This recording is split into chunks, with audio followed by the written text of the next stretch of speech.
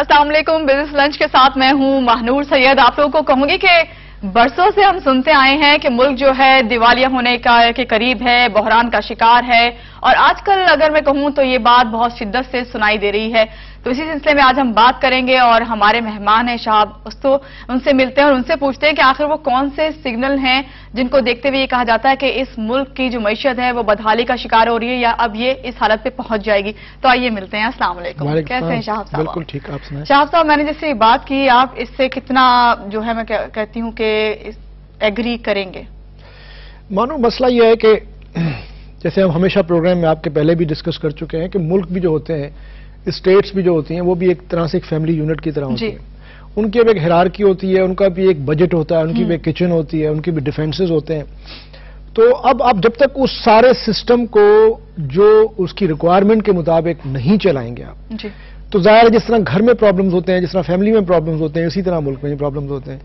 अब आप देखें कि पिछले 2-3 महीने से एक पॉलिटिकल अनस्टेबिलिटी का एक जो है आपको नजर आएगा सीरीज, ठीक है ना। पॉलिटिकल लीडरशिप में कोई कंसेंसस नहीं बन पा रहा, खासतौर पर ऐसे मौके पे जब मुल्क में आप वॉर ऑन टेरर देख रहे हैं, इकोनॉमी जो है वो आहिस्ता आहिस्ता नीचे जा रही है, अनएम्प्लॉयमेंट जो है 13-14% तक पहुंच गई है, और उसके बाद फिर आप देखें कि पॉवर्टी लेवल जो है दिन ब दिन खराब से खराब होती जा रही है। इन्फ्लेशन पता नहीं कहां पहुंची है, 20% होगी मेरे ख्याल में। इन्फ्लेशन का अंदाजा किस तरह आखिर हम लगाते हैं? हम कब इसका अंदाजा लगाते हैं कि इस हद तक महंगाई पहुंच गई है?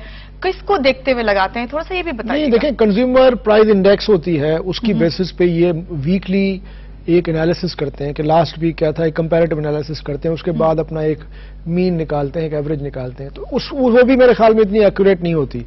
अगर आप पर्सनली जाएं, जब चीजें खरीदते हैं आपको पता हो जाता है कि जी लास्ट वीक जो चीज मैंने खरीदी थी और या लास्ट मंथ और इस दफा जो मैंने जो खरीदारी की उसमें कितना फर्क आया है। तो कोई प्राइस कंट्रोल नहीं है, कोई मतलब कोई मार्केट मैकेनिज्म को चलाने के लिए भी आपको रेगुलेटर्स चाहिए, और मजिस्ट्रेसी जो है वो उसको आप इफेक्टिवली यूज करें। जिसको जो आता है, खासतौर पर आप अगर इतवार बाजार पे भी चली जाएं तो वहां पे भी एक बहुत बड़ी मोनोपोली है, एक जो चूंकि उनको पता होता है कि यहाँ पे जो भी लोग आते हैं वो गाड़ियों में आते हैं और पैसे वाले लोग हैं। तो ये भी मैं समझता हूँ एक मिथ है कि जी इतवार बाजार में चीजें आपको सस्ती मिलेंगी। तो चूंकि ओवरऑल एक रूल ऑफ लॉ की जो है वो कमी की वजह से, और जो एक स्ट्रिक्ट जो आपकी इन्फोर्समेंट है रेगुलेशंस की, उसकी वजह से, या कम से कम आप एक वॉच तो रखें कि उसके कंज्यूमर जो है प्रोडक्ट्स की जो इन्फ्लेशन है वो किस तरफ जा रही है। अब ये सारे मसले आते हैं जब आपकी गवर्नमेंट और आपकी लोकल एडमिनिस्ट्रेशन और आपके सारे इदारे कोऑर्डिनेशन से काम कर रहे हो। जी, आपने बात की ना गवर्नमेंट की, तो मैं अपने नाज़रीन को यहाँ पे बताऊंगी कि आज का हमारा टॉपिक भी ये है कि सियासी अदम इस्तेकाम का जो मुल्क की मईशत पर असर है उस बारे में आज हम बात कर रहे हैं। इस सिलसिले में आप हमें कॉल कर सकते हैं 35371480 पर, आप हमें SMS कर सकते हैं, LW लिखेंगे, स्पेस देंगे, अपने कमेंट्स लिखेंगे और 8881 पे सेंड करेंगे। आप कॉल करेंगे 35371480 पर।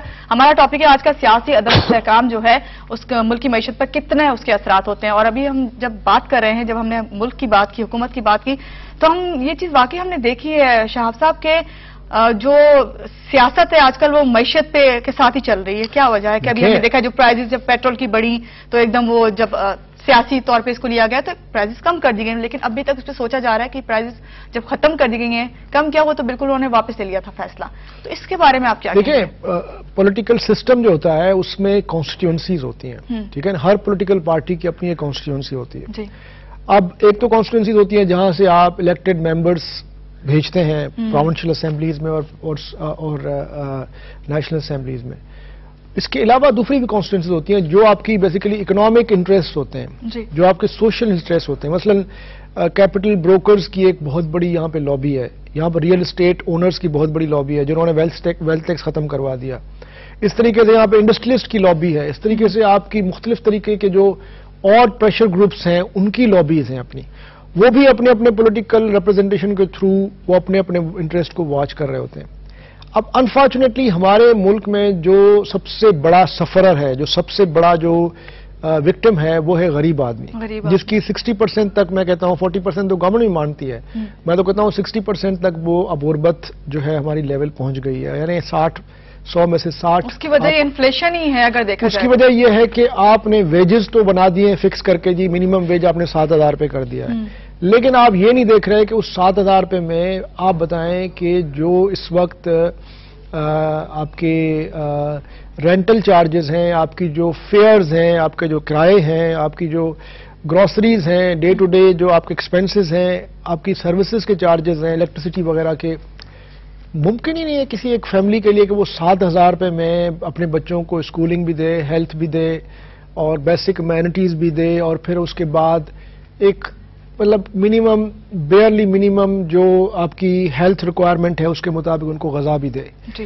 تو اب آپ امپاسبل سچویشنز میں لوگوں کو آپ نے ڈال دیا ہے ایک طرف. دوسری طرف آپ نے ان لوگوں کو بہت زیادہ ریلیکس رکھا ہوا ہے جن کے پاس دولت ہے، جن کے پاس بہت زیادہ انکم ہے، جن کے پاس بہت زیادہ ذرائع ہیں، ریسورسز ہیں.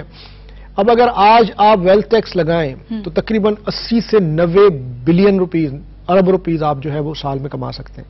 اس طریقے سے آپ اسٹاک بروکرز پہ جو بلینر ہو گئے ہیں، آپ اسٹاک بروکرز کی لسٹ نکالیں پچھلے 20 سالوں میں پتہ نہیں کہاں سے کہاں پہنچ گئے، کیونکہ ان کے ٹیکسز کا ان کو آپ نے ریلیف دیا ہوا ہے.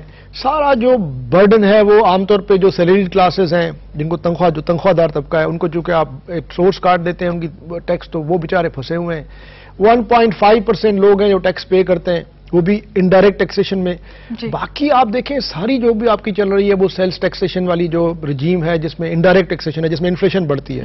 اب غریب آدمی جس کی تنخواہ 7,000 روپے ہے، وہ بھی جب کوئی چیز خریدنے جائے گا اس کو بھی وہی سیلز ٹیکس پے کرنی پڑے گی، اور جو آدمی مہینے میں 7 لاکھ روپے کماتا ہے اس کو بھی وہی کرنی پڑے گی. اب غریب اور امیر میں کوئی فرق نہیں رہ گیا ہے. اس سلسلے میں ہم بات کر رہے ہیں. اس وقت ہمارے ساتھ کالر ہیں ریاض. السلام علیکم ریاض. وعلیکم السلام جی. ماشاءاللہ بڑا اچھا پروگرام ہے، اور میں ریگولر کوشش کرتا ہوں کہ کچھ نہ کچھ اپنے خیالات جو ہے وہ پیش کروں.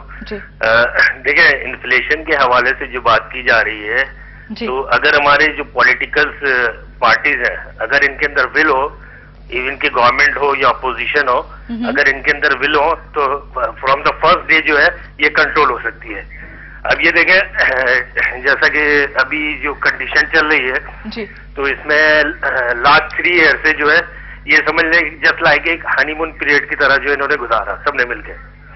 اب جو ہے کیونکہ یہ سمجھتے ہیں کہ 1.5 سال میں الیکشن قریب آ رہا ہے، تو عوام کی سمپتھی لینے کے لیے جو ہے انہوں نے جو ہے اب یہ کوئی نہ کوئی ایک نیا ایشوز اٹھا رہا ہے. اگر یہ issue from the first day of the government اگر یہ اٹھاتے تو ڈیفینیٹلی یہ انفلیشن کافی حد تک کنٹرول ہو سکتی تھی. اچھا ریاض، آپ سے ایک بات پوچھوں آپ سے، آپ سمجھتے ہیں کہ یہ جو سیاست ہے وہ معیشت پہ کی جا رہی ہے، اس وقت معیشت پر سیاست کی جا رہی ہے؟ جس طرح آپ نے دیکھا کہ پیٹرول پرائزز بڑھی اور پھر اس کو سیاسی طور پہ جب وہ بات سامنے آئی تو اس کو واپس لے لیا گیا. دیکھیں یہ میں سمجھوں کہ میں اگر یہ پیش کروں گا ایک طرح سے جسٹ لائک سمجھ لیں کہ عوام کی جو دکھتی رگ ہوتی ہے نا، اب اس پہ ہاتھ رکھ کے سیاست کی جا رہی ہے. اب اگر دیکھیں اگر اتنے ہی ول ہوتا اور اتنے تو لاسٹ 3 ایئر سے جو ہے کسی کو کیوں خیال نہیں آیا؟ آج جو ایک بحران سی کنڈیشن پیش کی جا رہی ہے اور جو چیزوں کے پرائزز ہیں وہ اتنے کنٹرول یعنی کہ اوور شوٹ کر گئے ہیں کہ اگر کوئی 70 روپے چینی بیچ رہا ہے تو وہ بھی اس کی مہربانی ہے، اگر وہ 170 بھی بیچے تو کوئی اس کو بولنے والا نہیں ہے. تو کائنڈلی میری بات یہ نوٹ کیجیے گا.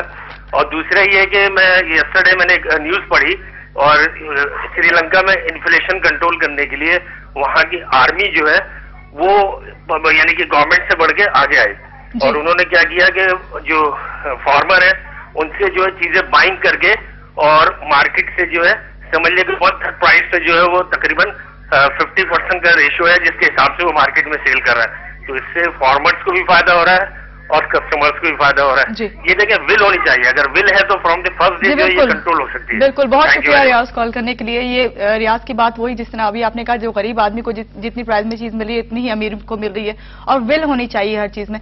یہاں بات کروں گی جی ڈی پی کی، یعنی جو کہا جاتا ہے کہ مجموعی پیداوار جو ہوتی ہے ملک کی معیشت کی، اس کو بیرومیٹر یا پیمانہ کہا جاتا ہے.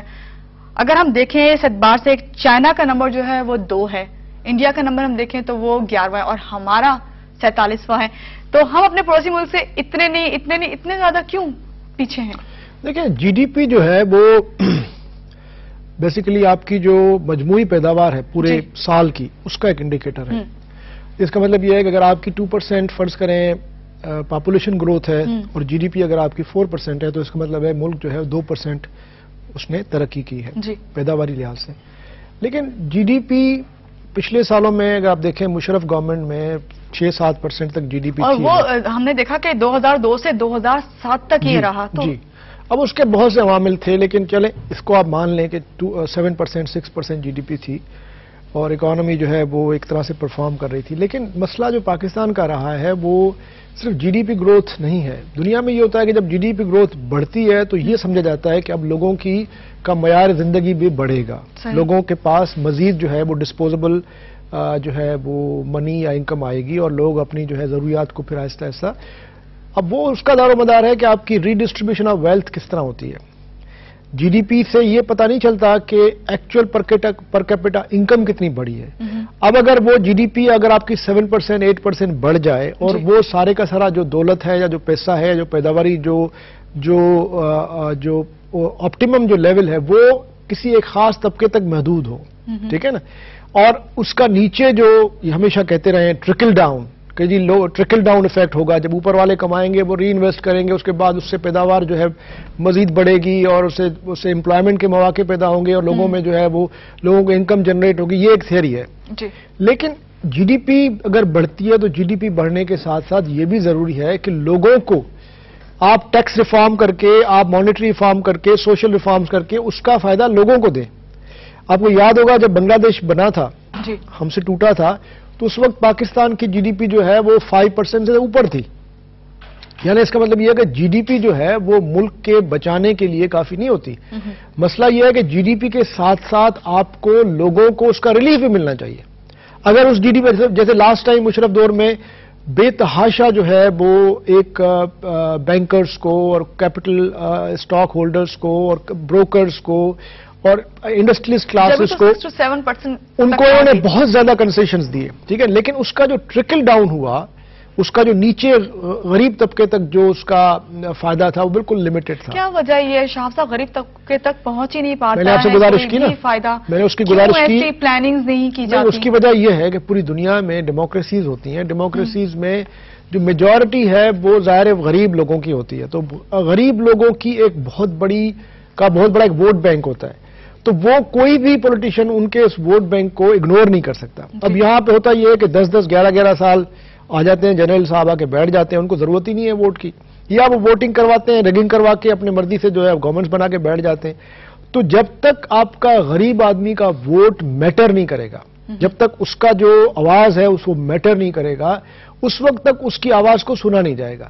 آپ نے دیکھا ہوگا کہ جب یہاں پہ لاسٹ ٹائم مطلب مشرف دور میں آپ نے دیکھا کہ بلکہ ابھی بھی پیپلز پارٹی کے دور میں بھی کیپٹل ٹیکس جو ہے وہ آلموسٹ نہ ہونے کے برابر ہے، ٹھیک ہے نا، ان کو انہوں نے بالکل چھوٹ دی ہوئی ہے. ابھی تھوڑی نامنل انہوں نے لگائی ہے، لیکن صرف اس وجہ سے کہ آپ کو